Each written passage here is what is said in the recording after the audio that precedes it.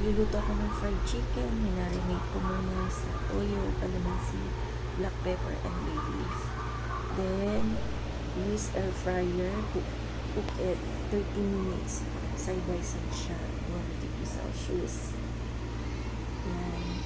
Baliktarin ko siya 30 minutes. Habang niluluto, nagpapala ako ng pipino, kamatis, at sibuyas. Pang side dish, perfect for fried chicken. Then, yung dressing niya, suka lang, asukal, asin, paminta. Then, okay na. Ihalo na natin. Mekos muna yan.